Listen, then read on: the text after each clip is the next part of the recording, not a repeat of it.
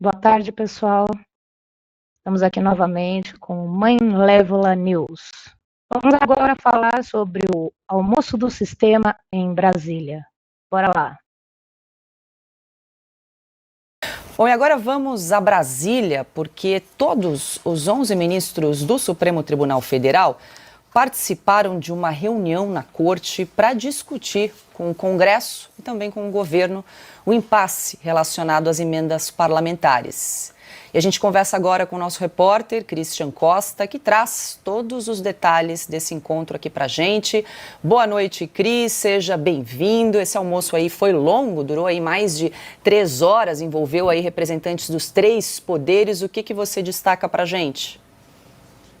Muito boa noite, Paula. Boa noite a todos que nos acompanham aqui diretamente do Supremo Tribunal Federal, apurando informações para o nosso site. Paula, como você bem observou, 3 horas de almoço que contaram não só ali, o almoço não contou apenas com a participação dos 11 ministros, mas também dos presidentes Arthur Lira, Rodrigo Pacheco e também do Procurador-Geral da República. Um almoço que tem como pano de fundo, Paula, as emendas PIX, as chamadas emendas PIX, que em linhas gerais são as emendas parlamentares. Na semana passada, o plenário do Supremo, por unanimidade, decidiu suspender as emendas dos parlamentares, causando, portanto, um desconforto com o parlamento, que inclusive, Paula, ameaçou ali tirar algumas pautas incômodas para os ministros, 2 PECs, uma delas que limita as decisões dos ministros e outra que pode inclusive cassar as decisões deles. O presidente Arthur Lira colocou essas 2 PECs para caminhar no Congresso Nacional e o ministro Barroso decidiu então chamar esse almoço aqui no Supremo para tentar pacificar a relação entre judiciário e legislativo e no fim das contas, Paula, o que ficou acertado entre os ministros e o parlamento é justamente que as emendas vão continuar existindo, no entanto elas vão precisar de mais transparência e fiscalização essa que deve ocorrer por meio do Tribunal de Contas da União. O presidente Arthur Lira levou também algumas reivindicações do parlamento, uma delas, por exemplo, é de que já que os parlamentares terão de ter mais transparência no depósito dessas emendas, então que o judiciário também o faça, já que gastos com passagens e outras despesas dos ministros não são divulgadas. Há uma grande dificuldade do Poder Judiciário, os próprios falam em dificuldade, uso esse termo, para divulgar os seus gastos. Então foi essa reivindicação que o presidente Arthur Lira trouxe nesse almoço, Paulo. No entanto, não ficou acertado muito bem se o judiciário vai de fato cumprir também essa requisição que o presidente Arthur Lira disse. E na sequência, Paulo, logo depois desse almoço, o presidente Rodrigo Pacheco do Senado se manifestou lá na casa. Vamos ouvir um trecho do que ele falou. As emendas parlamentares são um instrumento democrático e muito importante de concepção do orçamento. O orçamento não pertence exclusivamente ao Poder Executivo. Ele pertence ao Brasil e é feito tanto pelo Executivo quanto pelo Legislativo. Fugir da burocracia para permitir que haja efetiva execução das realizações nacionais nos nossos mais de 5.500 municípios é algo que interessa a coletividade, interessa a sociedade. E houve também esse entendimento de todos, inclusive dos ministros do Supremo Tribunal Federal, de que a transferência especial das emendas individuais como modalidade pode ser mantida, naturalmente com alguns ajustes. Paula, lembrando que até o momento o presidente Arthur Lira não se manifestou a respeito dessa reunião, tampouco disse o que ele fará em relação a essas 2 medidas que serviram e foram vistas inclusive por ministros aqui da corte como uma forma de retaliação aos ministros. Lembrando ainda, Paula, que todas essas decisões elas ocorreram também na esteira do que vem ocorrendo das revelações do jornal Folha de São Paulo. Eu apurei mais cedo aqui com integrantes da corte que o clima entre os ministros aqui em torno desse assunto deve ser ainda de uma aparente união em torno do Supremo, esse é o termo que eu tenho escutado. No entanto, o discurso do ministro Barroso, aquele discurso que nós ouvimos durante uma sessão plenária, ele não foi uma unanimidade entre os ministros, que inclusive disseram que aquelas falas não foram acertadas previamente com os demais integrantes da corte. Então, o clima ainda segue relativamente tenso entre os dois poderes e, aparentemente, o Supremo não vai recuar nas decisões que tem tomado. Paula. Cris, muito obrigada pelas informações. Siga trabalhando aí em Brasília. Qualquer atualização, pode chamar aqui. Christian, boa noite. Boa noite a todos.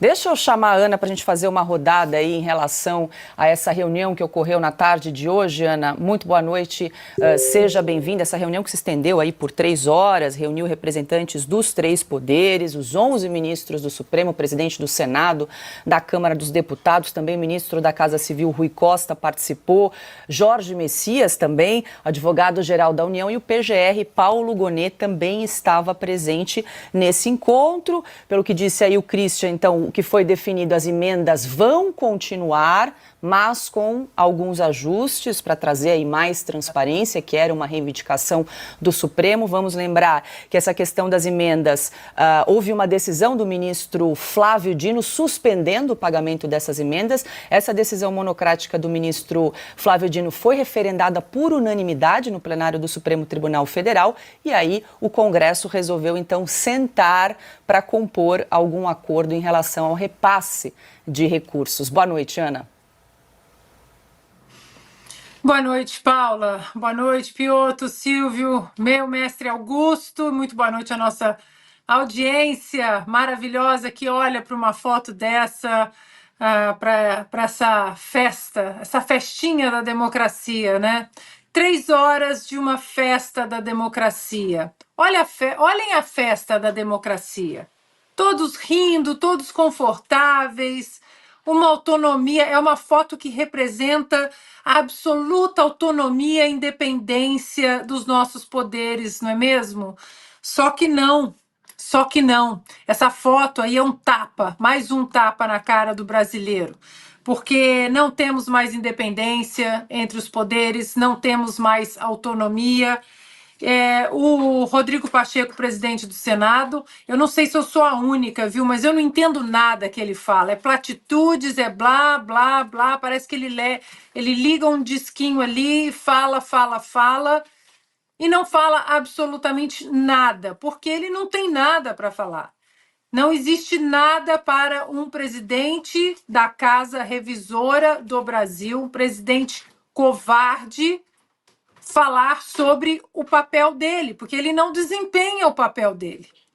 Então, Paula, sinceramente, com raríssimas exceções no nosso Congresso, o que esse convescote mostrou, ministros do STF reunidos com Lira, Pacheco, PGR, Messias, o que mostra isso é que o nosso Congresso não tem praticamente poder nenhum mais. Porque quando o Congresso legisla, quando ele cria leis, quando o Congresso discute, quando os representantes eleitos diretamente pelo povo se encontram para debater, para discutir, para fazer política, e o Supremo Tribunal Federal não gosta, é derrubado. Então, na verdade, Paula, o que o Congresso hoje precisa fazer é tomar as rédeas da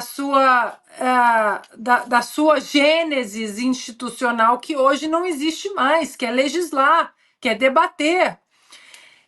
Eu peguei uma notícia aqui de novembro do ano passado, 2023, e vocês vão lembrar, quando o ministro Gilmar Mendes chamou os senadores de pigmeus morais, né?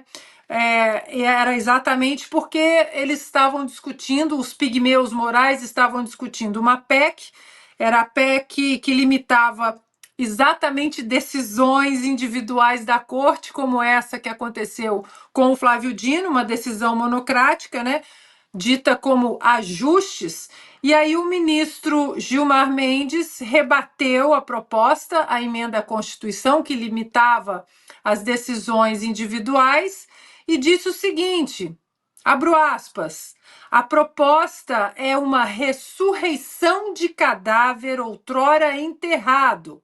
E aí ele completou que os autores da PEC começaram a empreitada, aspas, travestidos de estadistas presuntivos e a encerraram melancolicamente como inequívocos pigmeus morais, e disse também o ministro que não se pode brincar de fazer emenda constitucional. Vejam vocês, o Congresso legislar, o Congresso brincando de fazer emenda constitucional, como se isso não fosse uma prerrogativa do Congresso. Então, Paula, não há mais independência e autonomia entre os poderes, e essa foto é um abuso. É um abuso e coloca de joelhos, mais uma vez, um Congresso que agora, com as emendas PIX, né, cai direitinho lá na conta de todos os parlamentares para que eles continuem simplesmente falando apenas com seus currais eleitorais e não com o país. Essa foto simplifica muito, resume em uma imagem só tudo que o brasileiro está testemunhando nos últimos 4, 5 anos e que agora está muito bem estabelecido em 6 gigabytes de mensagens trocadas. Deixa eu ouvir a análise do Silvio em relação a esse encontro na tarde de hoje, Silvio, porque em relação às emendas PIX, elas foram então mantidas, continuam impositivas, ou seja, o governo federal precisa pagar essas emendas, mas o Congresso vai precisar dar mais transparência ao pagamento dessas emendas, vai ter que identificar o destino e também prestar contas ao Tribunal de Contas da União, ao TCU. Outra novidade resultante aí desse encontro, parece que os deputados e senadores deverão então priorizar o destino a recursos a obras inacabadas. Essa também parece que foi uma novidade aí desse acordo realizado na tarde de hoje. Querem salvar o PAC zero do Lula, é isso? São obras inacabadas de Dilma Rousseff, do governo Lula 2, e agora eles querem salvar as obras inacabadas por causa de corrupção, porque elas estão inacabadas até hoje, a maioria paralisadas por força do Tribunal de Contas da União por causa de corrupção, e tudo isso desvendado pela Lava Jato. Vamos por partes aqui de forma breve, mas fragmentada. Primeiro, essa foto, né? Bom, parece conchavo, já temos a foto do conchavo, e a menos que se prove o contrário, hoje está aumentado o conchavo entre os poderes para aplacar uma crise na Praça dos Três Poderes que vai muito além do dinheiro do orçamento. É uma crise que envolve, sobretudo, a figura do ministro Alexandre de Moraes no epicentro do que se batizou, do que se apelidou de Vaza Jato. E aí, é claro que nessa foto só estendeu o braço, porque ninguém aí largou a mão de ninguém. Esse é o primeiro ponto. Segundo ponto, quando a gente fala de emendas PIX. Emenda PIX é porque simplesmente tentou-se acabar com a burocracia para transferir dinheiro para o município. Dinheiro que o Congresso quer ter a titularidade, quer ser padrinho. A queda de braço entre o orçamento da União, que inclusive já foi alvo de escândalo na década de 1990, começando no governo Collor com os anões do orçamento, passando pelos sanguessugas e outros escândalos aumentativos, é uma queda de braço entre o executivo e o legislativo. O judiciário fica de fora dessa história. Segundo a nossa Constituição, a de 1988, aliás, devolve a prerrogativa do debate sobre o orçamento público ao legislativo.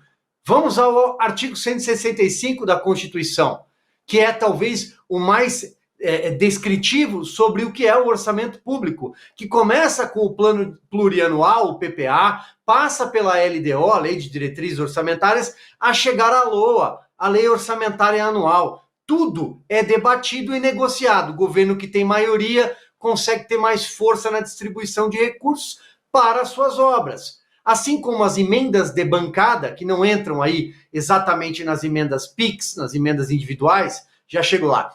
assim como as emendas de bancada, são tratadas pelos deputados de diferentes partidos, mas que pertencem à mesma unidade da federação, porque eles negociam com o governador. Isso é política pura, sempre existiu. É preciso também depurar um pouco da tentativa de colar nessas emendas escândalos. Já aconteceram, sim, mas nesse caso é uma briga política, porque aquelas emendas impositivas, ou seja, obrigatórias, que viraram emendas PIX, desse bolo hoje debatido de 33,6 bilhões, 25 bilhões são emendas individuais. Aí cada deputado vai ter lá os seus 38 milhões e cada senador tem lá os seus 70 milhões para aplicar esses recursos. Eles negociam com os prefeitos, eles querem que o dinheiro chegue logo, e não que eles precisem bater a porta de um ministro das cidades, do ministro da integração nacional, porque eles sabem onde é que o dinheiro foi parar no passado.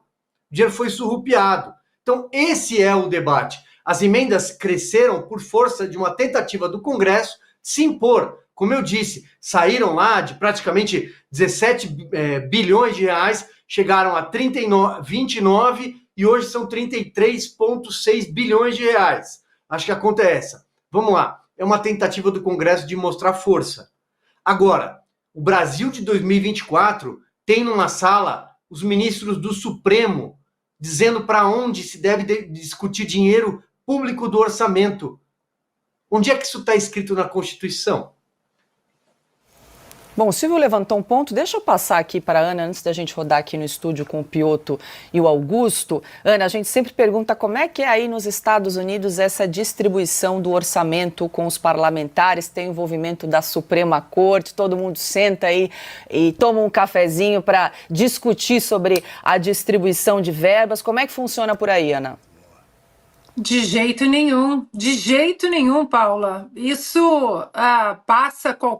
não passa pela cabeça do pior democrata, aquele mais alinhado com qualquer agenda da extrema esquerda que se tornou o Partido Democrata hoje.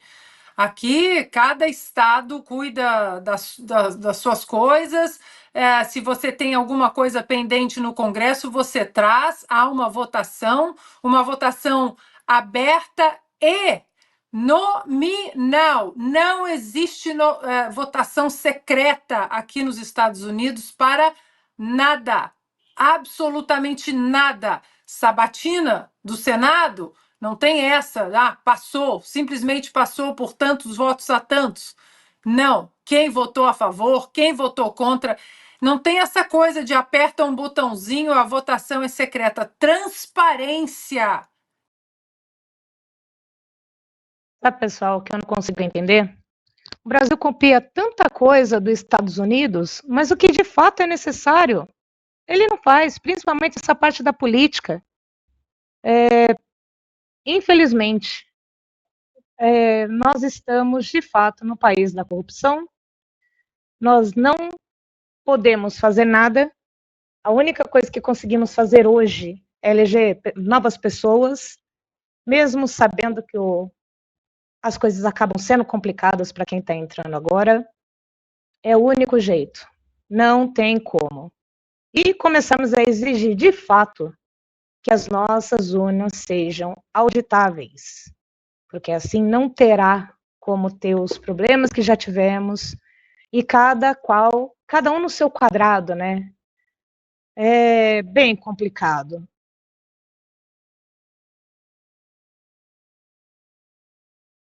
Transparência. É isso que falta no Brasil. Transparência em muitos níveis, principalmente na contagem de votos, como está no artigo 37. Escrutínio público, contagem pública de votos. E não tem essa não, Paula. A Suprema Corte aqui cuida de assuntos constitucionais. A Suprema Corte recebe, ocasionalmente, assuntos que não têm nada a ver com a Constituição, assuntos que, às vezes, algum partido tenta colocar na Suprema Corte? Claro que tem. Mas o que a Suprema Corte faz? Olha e fala, isso não é constitucional, volta para vocês e vocês que sejam adultos e resolvam. Piotr, vamos lembrar que esse encontro foi convocado aí pelo presidente do Supremo, Luiz Roberto Barroso. Deixa eu pedir até para a gente exibir mais uma vez essa foto que está circulando muito aí nas redes sociais do encontro entre ali os três poderes. Você também concorda que essa reunião aí vai além da discussão sobre o orçamento do país? Paula, vamos lá. Em tempos normais, esta reunião, se acontecesse, até poderia ser vista ali como institucional, desde que sob, claro, a lógica constitucional também, de separação dos poderes e convivência harmônica entre si. Só que nós não estamos em tempos normais. E como não estamos em tempos normais, porque se estivéssemos, essa reunião sequer seria necessária. O que aconteceu nesse caso das emendas foi que o Supremo latiu, o Congresso latiu de volta.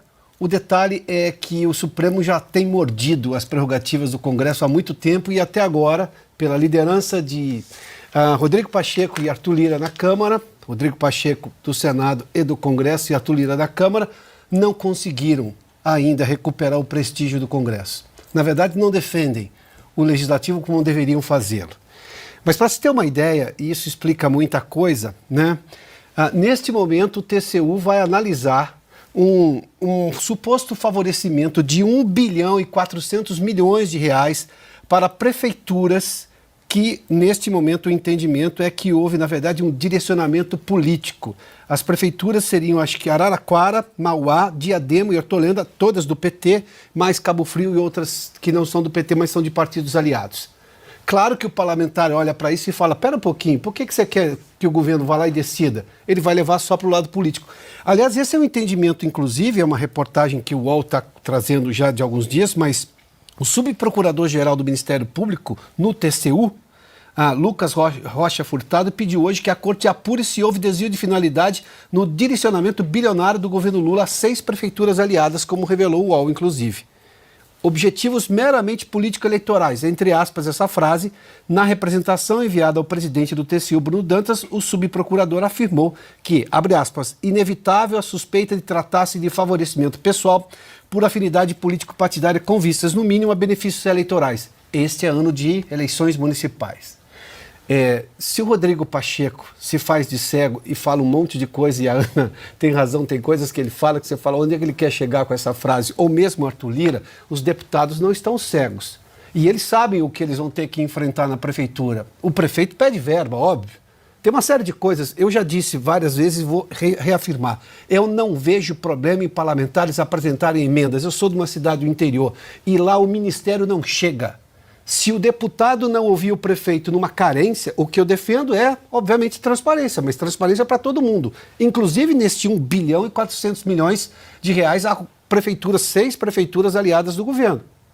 Mas sem o deputado apontar a necessidade neste ou naquele ponto, jamais o governo vai agir na pequena cidade do interior, que também é brasileira, que também recolhe impostos proporcionalmente como qualquer outro ente da federação.